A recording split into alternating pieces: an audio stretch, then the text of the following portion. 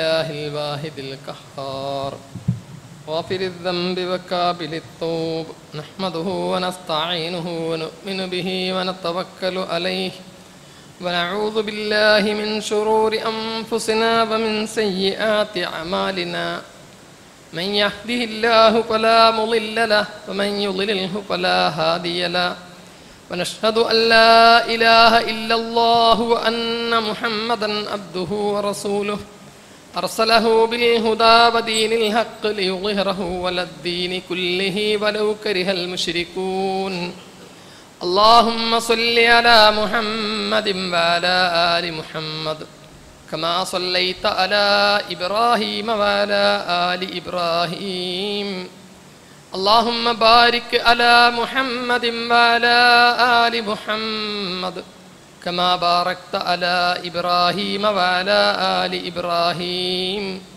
إنك حميد مجيد يا أيها الذين آمنوا اتقوا الله حق تقاته فلا تموتن إلا وأنتم مسلمون أعوذ بالله من الشيطان الرجيم بسم الله الرحمن الرحيم الحج أشهر معلومات فمن فرض فيهن الحج فلا رفث ولا فسوق ولا جدال في الحج وما تفعلوا من خير يعلمه الله وتزودوا فإن خير الزاد التقوى واتقوني يا أولي الألباب رب اشرح لي صدري ويسر لي أمري واحلل عقدة من لساني يفقهوا قولي ബഹുമാന്യരായ സത്യവിശ്വാസികളെ വിശ്വാസിനികളെ, അള്ളാഹുവിൻ്റെ നിയമനിർദ്ദേശങ്ങൾ ജീവിതത്തിൻ്റെ എല്ലാ മേഖലയിലും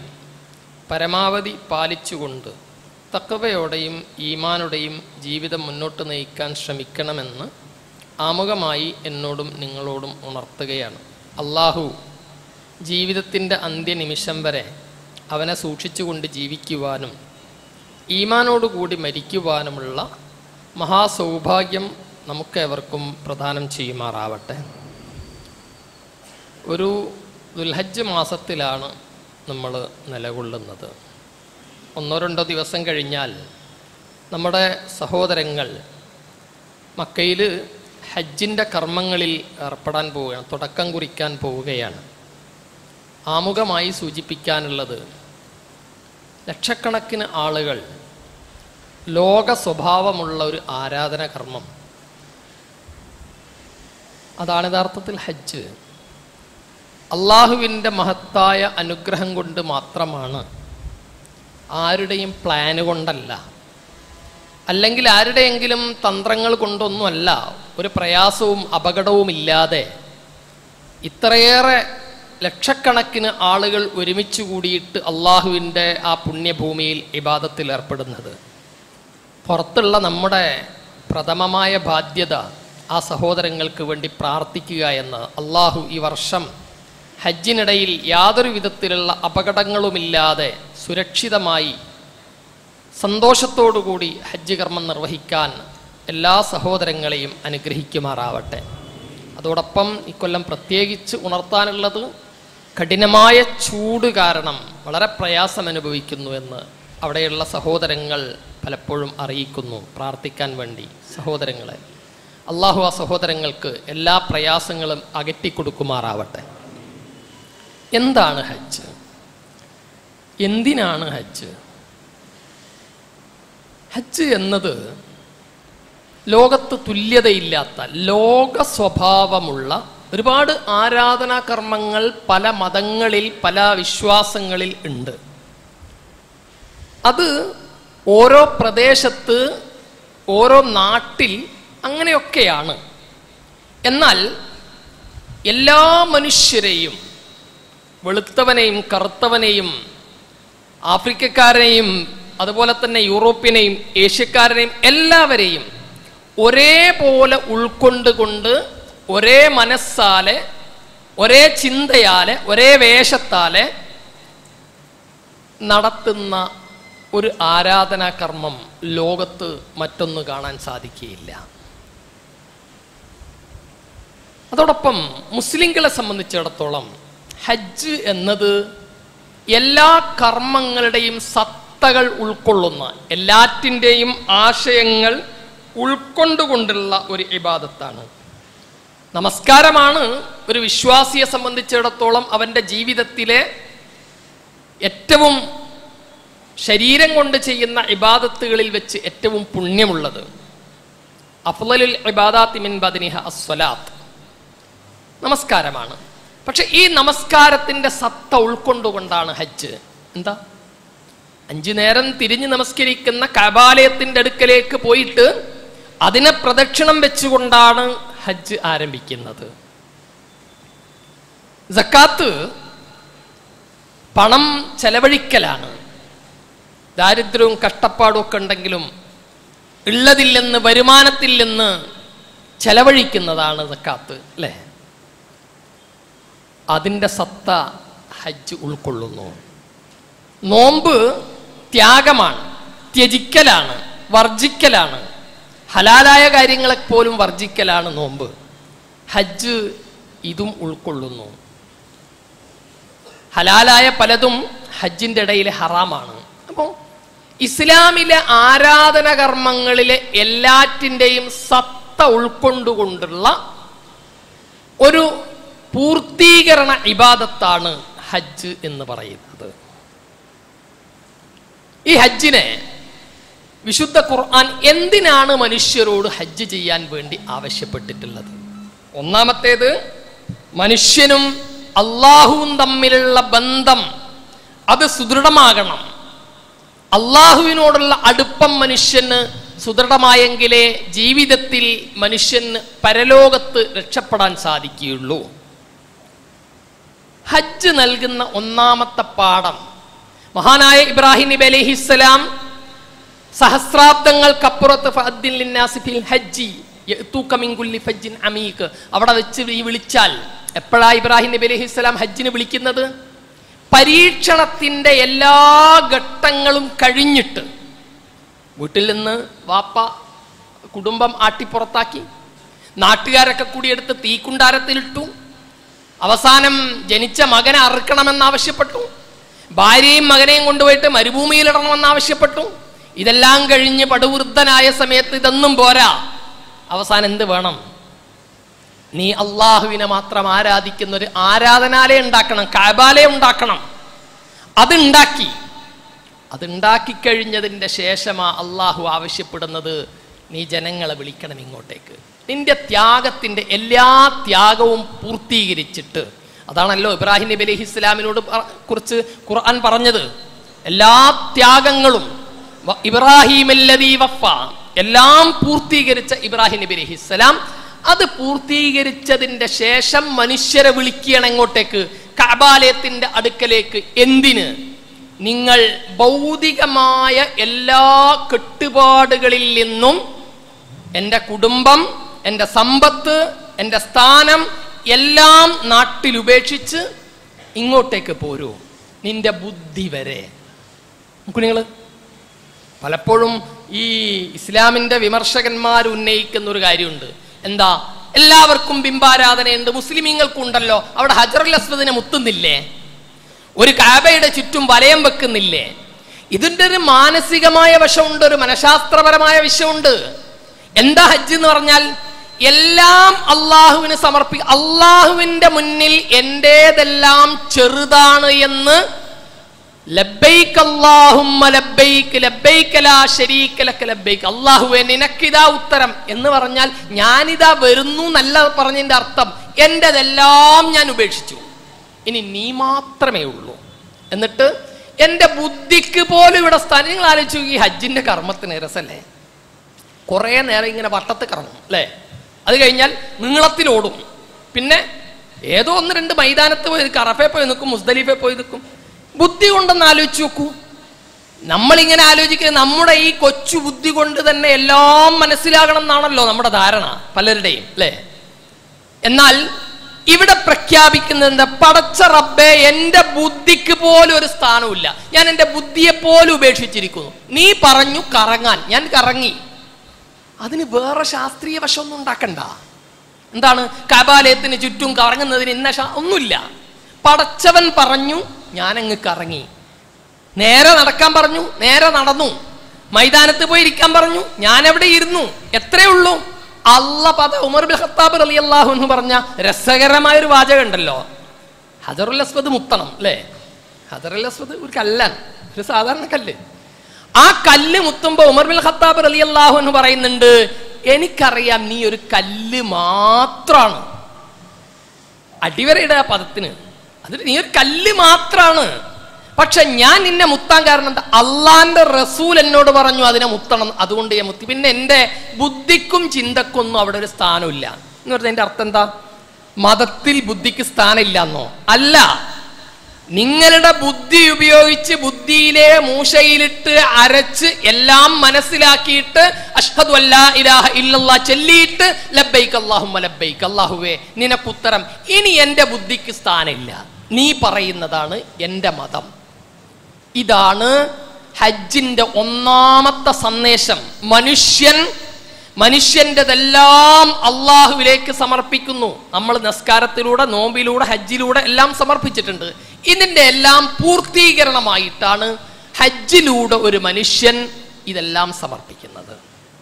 2, ഹജ്ജ് മനുഷ്യനിൽ 3 ഗുണമാണ് ഉണ്ടാക്കുന്നത്. 3 4 ഗുണങ്ങളാണ് ഉണ്ടാക്കുന്നത്. അതിൽ ഒന്നാണ് ഞാൻ പറഞ്ഞത്, അള്ളാഹുമായിട്ടുള്ള സുദൃഢമായ ബന്ധം. ഈ ബന്ധത്തോടുകൂടി എന്തായിന്നറിയോ? മനസ്സ് നിഷ്കളങ്കമായി ഒരു മനുഷ്യൻ ഹജ്ജ് ചെയ്യുന്നതോടുകൂടി എല്ലാം ഞാൻ ഉപേക്ഷിച്ച് എൻ്റെ പിന്നെ അതല്ല, നാട്ടിൽ നിന്ന് പോകുമ്പോൾ എങ്ങനെയാ മനുഷ്യൻ ഹജ്ജിന് പോകുന്നത്? എല്ലാവരെയും ചീത്ത പറഞ്ഞ് എല്ലാവരെയും വെറുപ്പിച്ചിട്ടോ അല്ലല്ലോ. ഒരു മനുഷ്യനെ പോലും വെറുപ്പിക്കാതെ, ഒരാൾക്ക് പോലും ഒരാളുടെ ഹക്കിടപാട് പോലും ബാക്കിയില്ലാതെ എല്ലാം ക്രമീകരിച്ച് പടപ്പുകളുമായിട്ടുള്ള എല്ലാ ബന്ധങ്ങളും ശരിയാക്കിയിട്ട് പടച്ചവനുമായിട്ടുള്ള ബന്ധം സുദൃഢമാക്കുവാൻ വേണ്ടി പോവുകയാണ്. അതാണ് ഹജ്ജ്. അത് കഴിഞ്ഞ് രണ്ടാമത് മനുഷ്യൻ ഉണ്ടാക്കിയെടുക്കുന്ന, ഒരു പക്ഷേ ലോകത്ത് മറ്റൊരു മതത്തിനും അവകാശപ്പെടാൻ സാധ്യതയില്ലാത്ത 2 വലിയ ഗുണങ്ങൾ ഒരു ഹാജിയിൽ ഹജ്ജിലൂടെ അള്ളാഹു ഉണ്ടാക്കിയെടുക്കുന്നു. അതിലൊന്ന് വിനയമാണ്. ആരാധനാ കർമ്മം വിനയത്തിന് വേണ്ടി മനുഷ്യൻ വിനയാന്വിതനായി തീരാൻ വേണ്ടി. നിങ്ങൾ ആ ഹജ്ജിന്റെ വേഷം ഒന്ന് ആലോചിച്ച് നോക്കൂ. എന്താ? മരിച്ചാൽ കൊണ്ടുപോകുമ്പോ പൊതിയുന്നത് പോലെയുള്ള 2 കഷ്ണം തുണി, ഇത് മാത്രമേ പാടുള്ളൂ. ആർക്ക്? നമ്മുടെ നാട്ടിലെ വലിയ കുബേരന്, അല്ല രാജാവിന്, മന്ത്രിക്ക്, ആരായാലും ശരി. നമ്മൾ പല മേളകളും കണ്ടു അല്ലേ? അവിടെ VIP-കളുടെ രൂപം വേറെയാണ്, രാഷ്ട്രീയക്കാരുടെ വേറെ രൂപമാണ്, നമ്മുടെ പാർട്ടിക്കാരുടെ രൂപം വേറെയാണ്. ഇങ്ങനെയാണ് പല മേളകളുടെയും അവസ്ഥ. ഹജ്ജിന് നിങ്ങൾ ഓർക്കുക, ഒരൊറ്റ വേഷം. അത് ആ രാജ്യം ഭരിക്കുന്ന രാജാവാണ് ഹജ്ജിന് ഇഹ്റാം കെട്ടുന്നതെങ്കിൽ ഇത് രാജാവല്ലേ, രാജാവിന്റെ സ്ഥാനവസ്ത്രം ഒഴിവാക്കിയിട്ട് എങ്ങനെ ഹജ്ജ്? അതില്ല. എല്ലാവരും ഒരു വെള്ള തുണി ഉടുക്കുക, ഒരു വെള്ള തുണി പുതക്കുക, അതിനപ്പുറത്ത് ആർക്കില്ല.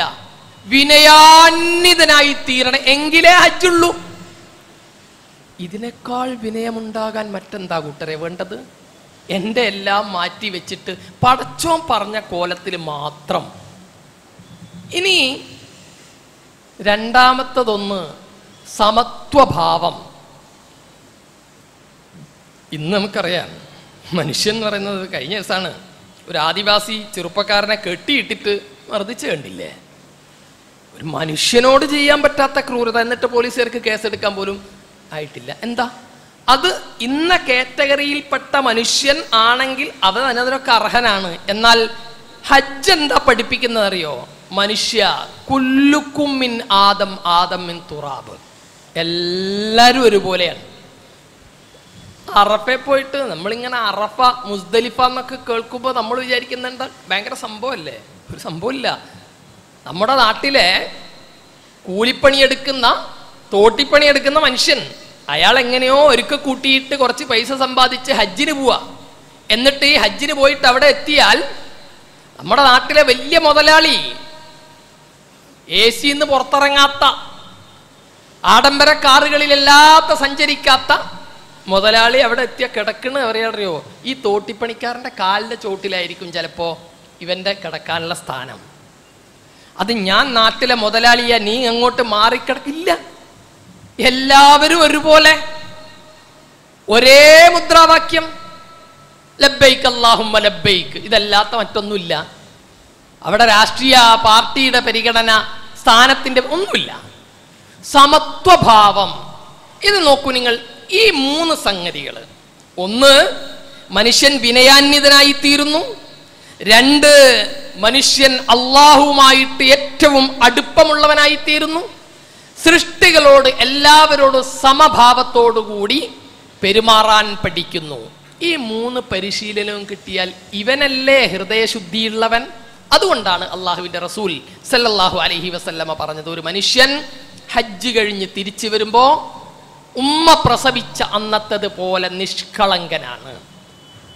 ഇനി ഹജ്ജ് മനുഷ്യനിൽ നിന്ന് ഉച്ചാടനം ചെയ്യുന്ന, മനുഷ്യനിൽ നിന്ന് ഇല്ലാതാക്കുന്ന 3 ദുർഗുണങ്ങളുണ്ട്.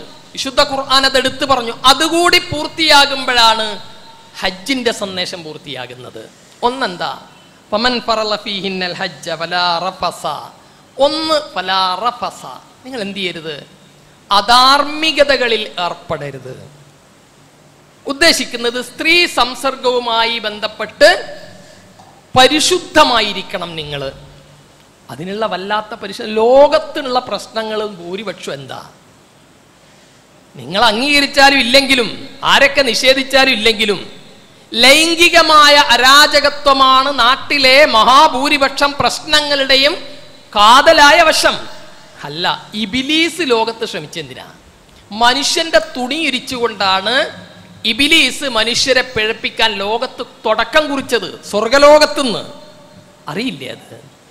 ആദം നബി അലൈഹിസ്സലാമും ഹവ്വ ഉമ്മയും അവിടുന്ന് ആ നിഷിദ്ധമാക്കപ്പെട്ട പഴം കഴിച്ചപ്പോ എന്താ ഉള്ളത്? യുവാരി സൗആത്തിഹിം, അവരുടെ ഔറത്ത് വെളിവായി, നഗ്നത വെളിവായി. ഇബിലീസ് 1-ാം തീയതി മുതൽ തുടക്കം കുറിച്ചത് മനുഷ്യന്റെ വസ്ത്രമുരിയാനാണ്.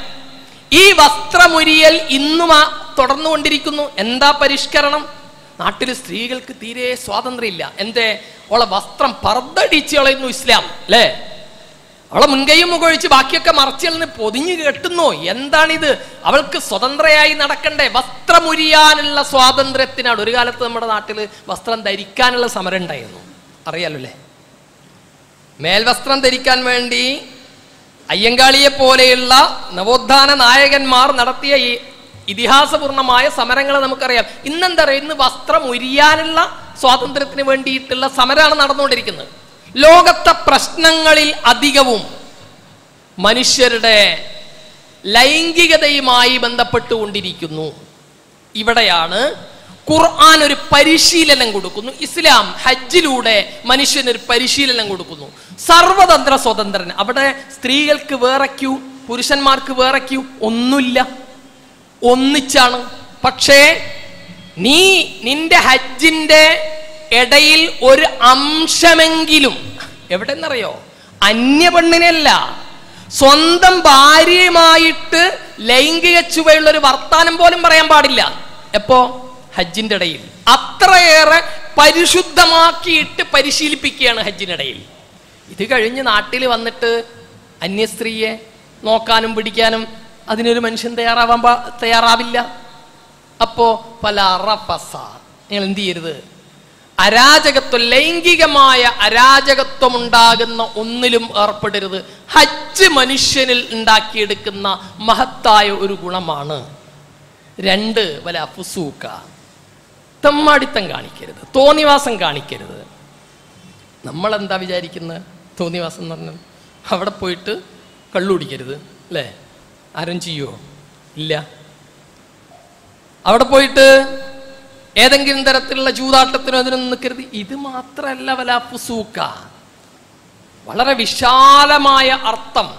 നോക്കൂ, വിശുദ്ധ ഖുർആൻ ഫാസിക്ക്, ഉലായിക ഹുമുൽ ഫാസിഖൂൻ, അവരാണ് തമ്മാടികൾ എന്നിട്ട് പറഞ്ഞെന്താ അറിയോ? അല്ലദീന യൻകുലൂന അഹ്ദല്ലാഹി മിൻ ബഅദി മീസാഖിഹി. ഒന്നാമത്തേത് തോന്നിവാസത്തിന്റെ എല്ലാ പരിധികളെയും വെച്ചുകൊണ്ട് ഖുർആൻ പറയുന്നൊരു കാര്യം, അല്ലദീന യൻകുലൂന അഹ്ദല്ലാഹി മിൻ ബഅദി മീസാഖിഹി, അല്ലാഹുവുമായിട്ടുണ്ടാക്കിയിട്ടുള്ള കരാർ നിങ്ങൾ ലംഘിക്കരുത്. പടച്ചവനുമായിട്ടുണ്ടാക്കിയിട്ടുള്ള കരാർ എന്നുള്ള മുഴുവൻ പ്രശ്നം അതാണല്ലോ, അല്ലേ? എല്ലാ ആളുകളും തുടങ്ങുന്നത് ഭയങ്കര ധാർമ്മികത പറഞ്ഞിട്ടാണ് തുടങ്ങുന്നതൊക്കെ. പിന്നെയോ അതാണ് പച്ച തോന്നിവാസമായിട്ട് മാറാറുള്ളത്. എന്നാൽ ഇവിടെയാണ് ഖുർആൻ പറയുന്നത്, നിങ്ങൾ വല ഫുസൂക്ക, നിങ്ങൾ ഫിസ്ക് നടത്തരുത്, തമ്മാടിത്തം കാണിക്കരുത്, തോന്നിവാസം കാണിക്കരുത്. തോന്നിവാസത്തിൽ ഒന്നാമത്തേതാണ് ദൈവികമായ കരാറുകളെ നിങ്ങൾ ലംഘിക്കരുത്. ഞാൻ എവിടുന്ന് പ്രാർത്ഥിച്ചു, പടച്ചോനെ ഞാൻ നന്നാവാൻ തീരുമാനിച്ചിട്ടുണ്ട്, എന്നെ രക്ഷപ്പെടുത്തണം, ഇതൊക്കെ പറഞ്ഞിട്ട് പിന്നെയും ഈ തോന്നിവാസത്തിലേക്കാണെങ്കിലോ. 2 വയക്തഊന മാ അമറല്ലാഹു ബിഹി അൻ യൂസല ബിഹി, അള്ളാഹു കൂട്ടിച്ചേർക്കാൻ കൽപ്പിച്ചിട്ടുള്ള ബന്ധങ്ങളെ നിങ്ങൾ ദുർബലമാക്കരുത്, നശിപ്പിക്കരുത്. ഹജ്ജ് കേവലം ഒരു കഅബക്ക് ചുറ്റലും സഅയ് നടത്തലും അറഫയിൽ താമസിക്കലും മാത്രമല്ല കൂട്ടരെ. മറിച്ച് ഹജ്ജ് മനുഷ്യന്റെ മനസ്സിലുണ്ടാക്കുന്ന വല്ലാത്തൊരു വിശാലമായ വീക്ഷണമുണ്ട്. എന്താ? ഹജ്ജ് കഴിഞ്ഞ ഒരു മനുഷ്യൻ മനുഷ്യരുമായിട്ടുള്ള ബന്ധം വിച്ഛേദിക്കില്ല. എന്തിനാ ഹജ്ജ്? മാനവികത വളർത്താനാണ്. എന്തിനാ ഹജ്ജ്? ഈമാൻ വർദ്ധിപ്പിക്കുവാനാണ്. എന്തിനാ ഹജ്ജ്? തവക്കുൽ വർദ്ധിപ്പിക്കുവാനാണ്. ഹജ്ജ് കേവലം 4 കർമ്മങ്ങളിൽ മാത്രം പരിമിതമല്ല എന്ന് അർത്ഥം. അപ്പോ ആരുമായിട്ടൊക്കെ ഉള്ള ബന്ധം, അയൽപ്പക്ക ബന്ധം മോശമാക്കിയിട്ടുള്ളൊരു മനുഷ്യൻ, അയാളുടെ ഹജ്ജിനൊരു കാര്യമില്ല. ഉമ്മയുമായിട്ട് തെറ്റിയിട്ടുള്ളൊരു മനുഷ്യൻ, വാപ്പയുമായിട്ട് തെറ്റിയിട്ടുള്ള, ജ്യേഷ്ഠനുമായിട്ട് തെറ്റിയിട്ടുള്ള, അടുത്ത കുടുംബക്കാരുമായിട്ട് ബന്ധപ്പെട്ട് അവരുമായി തെറ്റിയിട്ടുള്ള ഒരു ഹാജി, അയാളുടെ ഹജ്ജിന് ഒരു കാര്യമില്ല. അപ്പൊ ഹജ്ജിലൂടെ മനുഷ്യനെ പഠിപ്പിക്കുന്ന പാഠം, നിങ്ങൾ ബന്ധങ്ങളെ സുദൃഢമാക്കാൻ കഴിയണം എന്നതാണ്. അത് നശിപ്പിക്കുന്നതാണെങ്കിൽ ഹജ്ജിന് കാര്യമില്ല. വലാ റഫസ ഫലാ ഫുസൂക ഫലാ ജിദാൽ. അവസാനം പറഞ്ഞു, നിങ്ങൾ തർക്കങ്ങളുണ്ട്, ഹജ്ജിന്റെ ഇടയിൽ നിങ്ങൾ തർക്കം ഉണ്ടാക്കരുത്. നോക്കൂ, മനുഷ്യർ തമ്മിലുള്ള ബന്ധം വഷളാവുന്നതിൻ്റെ ഏറ്റവും വലിയ കാരണം എന്താ? തർക്കവും സംവാദവും രണ്ടാട്ടോ. സംവാദം ഖുർആൻ പ്രോത്സാഹിപ്പിച്ചതാണ്, തർക്കം ഖുർആൻ നിരുത്സാഹപ്പെടുത്തിയതാണ്. എന്താ തർക്കം എന്ന് പറഞ്ഞാൽ? ഇതിൻ്റെ ഒക്കെ വേറൊരു വശവും കൂടി നിങ്ങൾ അയച്ചു നോക്കുക. 3 കാര്യം ഖുർആൻ പറഞ്ഞു. 1, നിങ്ങൾ സ്ത്രീ സംസർഗവുമായി ബന്ധപ്പെട്ട് തോന്നിവാസത്തിൽ ഏർപ്പെടരുത്, നിങ്ങൾ തെമ്മാടിത്തം കാണിക്കരുത്, നിങ്ങൾ തർക്കിക്കരുത്. ഇത് 3നും ഏറ്റവും കൂടുതൽ സാധ്യത ഉണ്ടാക്കി വെച്ചു കൊടുത്തു അല്ലേ? ഹജ്ജ് നീണ്ട യാത്രയാണ് അല്ലേ? യാത്രക്കിടയിൽ പലതിനും സാധ്യത ഉണ്ട്. ആ സാധ്യത ഒക്കെ വെച്ചിട്ട് പറഞ്ഞു ഇതൊന്നും ചെയ്താൽ ഹജ്ജ് ശരിയാവില്ല. സ്വന്തം ഭാര്യ കൂടെ ഉണ്ട്, പക്ഷെ ഭാര്യനോട് ലൈംഗിക ചുവയുള്ളൊരു വർത്താനം പോലും പറയാൻ പാടില്ല. അങ്ങനെ പരിശീലിപ്പിച്ചു കൊണ്ടുവന്നു. പിന്നെയോ പല രൂപത്തിലുള്ള മനുഷ്യന്മാർ ഹജ്ജിന് സർക്കാരിൻ്റെ ഇതിലൊക്കെ പോകുന്ന ആളുകളെ ഞങ്ങൾക്കറിയില്ലേ, പല നാട്ടുകാരും പല സ്വഭാവത്തിലുള്ള ആളുകളുമാണ്. ഒരേ റൂമിൽ ചിലർക്ക് AC കൂട്ടിയിടേണ്ടി വരും, ചിലർക്ക് AC കുറക്കേണ്ടി വരും. ഇതൊക്കെ ഉണ്ടാവും. അതിനിടയിൽ കുഴപ്പമുണ്ടാക്കരുത്, തർക്കം ഉണ്ടാക്കിയാലോ ഹജ്ജ് തീർന്നു. ഇങ്ങനെ പരിശീലിപ്പിക്കുകയാണ് മനുഷ്യനെ. എന്നിട്ട് തിരിച്ചു വന്നിട്ട് പറഞ്ഞു, ഇങ്ങനെയൊക്കെ നിങ്ങൾ പരിശീലിച്ചിട്ട് തിരിച്ചു വന്നാൽ ഉമ്മ പെറ്റ അവസ്ഥയിൽ നിങ്ങൾ ഉണ്ടാകും, അത്ര നിഷ്കളങ്കമായിരിക്കും.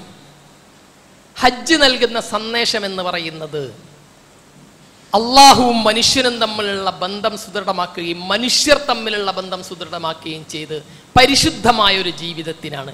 ഇതുപോലെ ഒന്ന് ലോകത്ത് ഒരു ആരാധനാക്രമങ്ങളിലും നമുക്ക് കാണാൻ സാധിക്കില്ല. അതുകൊണ്ട് തന്നെ ഹജ്ജ് ചെയ്യാൻ കഴിയാത്ത ആളുകൾ ചെയ്യാൻ വേണ്ടി ശ്രമിക്കുക. ചെയ്ത ആളുകൾ ശ്രദ്ധിക്കുക, നിങ്ങളുടെ ഹജ്ജ് ശരിയായോ ഇല്ലയോ എന്ന് പരിശോധിക്കണമെങ്കിൽ ഈ 6 കാര്യങ്ങളിൽ നിങ്ങൾ എവിടെ നിൽക്കുന്നു, നമ്മൾ എവിടെ നിൽക്കുന്നു എന്ന് ആലോചിച്ചാൽ മതി. ഹജ്ജൊക്കെ കഴിഞ്ഞിട്ടുണ്ട്, ഞാൻ ഹാജിയാണ്, 1 അല്ല 2 3 ഹജ്ജൊക്കെ ചെയ്തിട്ടുണ്ട്. പക്ഷെ എന്നാലും പള്ളിയിൽ നിന്ന് ബാങ്ക് വിളിക്കുമ്പോൾ പള്ളിയിലേക്ക് പോകാൻ തോന്നുന്നില്ലെങ്കിൽ അതിൻ്റെ അർത്ഥം എന്താ അറിയോ? എൻ്റെ പൈസ വെറുതെ ഒരു കെട്ടുകെട്ടിയുള്ള യാത്രയായിട്ട് പോയിട്ടുണ്ട് എന്നാണ്. ഹജ്ജ് ഫലപ്രദമായിട്ടുണ്ടെങ്കിൽ ബാങ്ക് കേൾക്കുമ്പോഴൊക്കെ പള്ളിയിലേക്ക് വരാൻ തോന്നും. ഒരു അവിഹിതമായ സമ്പാദ്യത്തിന്റെ സാധ്യത കാണുമ്പോഴേക്ക് അതിൽ നിന്ന് മാറി നിൽക്കാൻ തോന്നും. ആരുമായിട്ട് തർക്കത്തിലേർപ്പെട്ട് തെറ്റി നിൽക്കാൻ കഴിയില്ല ഒരു ഹജ്ജ് കഴിഞ്ഞ മനുഷ്യന്. എങ്കിലേ ഹജ്ജ് ശരിയായിട്ടുള്ളൂ. അള്ളാഹു നമ്മെ അനുഗ്രഹിക്കുമാറാവട്ടെ.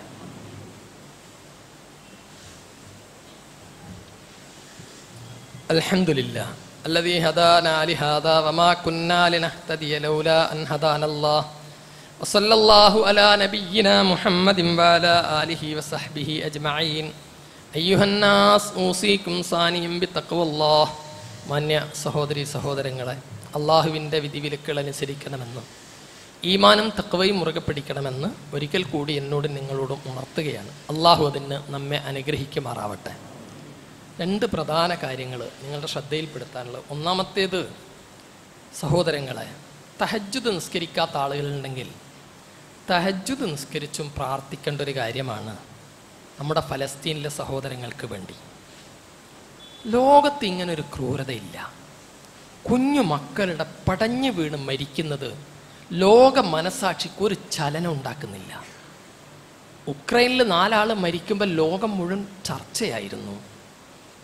സ്വന്തം മണ്ണിൽ നിന്ന് ആട്ടിയോടിക്കപ്പെട്ട ആ സഹോദരങ്ങൾ, ആ പിഞ്ചു കുഞ്ഞുങ്ങൾ പടഞ്ഞു വീണ് മരിക്കുമ്പോൾ ചോദിക്കാനും പറയാനും ആളില്ലാത്ത അവസ്ഥ. അള്ള മാത്രമേ ഉള്ളൂ, പടച്ചോൻ മാത്രമേ ഉണ്ടാവുള്ളൂ. പ്രിയ സഹോദരങ്ങളെ, അള്ളാഹുവിനോട് മനമൊരുകി പ്രാർത്ഥിക്കുക ഫലസ്തീനിലെ നമ്മുടെ സഹോദരങ്ങൾക്ക് വേണ്ടി. അതോടൊപ്പം ഒന്ന് പ്രത്യേകമായി സൂചിപ്പിക്കട്ടെ, നമ്മൾ ഈ പറയുന്ന ഫലസ്തീനോടുള്ള ഐക്യദാർഢ്യത്തിന് ആത്മാർത്ഥതയുടെ അല്പമെങ്കിലും അംശമുണ്ടെങ്കിൽ എല്ലാ ഇസ്രായേൽ ഉൽപ്പന്നങ്ങളും എൻ്റെ കാശ് കൊടുത്തിട്ടൊരു സാധനം ഞാൻ വാങ്ങില്ല എന്ന് ഉറപ്പിക്കാൻ നമുക്ക് കഴിയണം. തീന്മേശയിൽ നിങ്ങൾക്ക് രുചികരമായ പാനീയങ്ങൾ പലതുണ്ട്. പക്ഷേ അത് ഫലസ്തീൻ്റെ മക്കളുടെ ചോരയുടെ മണമുള്ളതാണ് കൂട്ടരെ. നിങ്ങൾക്കൊരു പക്ഷേ രുചിയായിരിക്കും. ഫലസ്തീനിലെ കുഞ്ഞുങ്ങൾ വിശന്ന് പൊരിയുമ്പോൾ ഇത്രയേറെ തെമ്മാടിത്തം കാണിക്കുന്ന വേറൊരു മനുഷ്യരില്ല. അന്നം കൊടുക്കാൻ സമ്മതിക്കാത്തൊരു ടീം അവരുടെ ഉൽപ്പന്നം വാങ്ങിയിട്ട് അവർക്ക് സമ്പത്ത് ഉണ്ടാക്കി കൊടുക്കുക. എന്നിട്ട് ഞാനും മുസ്ലിമാന്ന് അഭിമാനത്തോടെ പറയേ. എന്ത് മുസ്ലിമാ നമ്മൾ?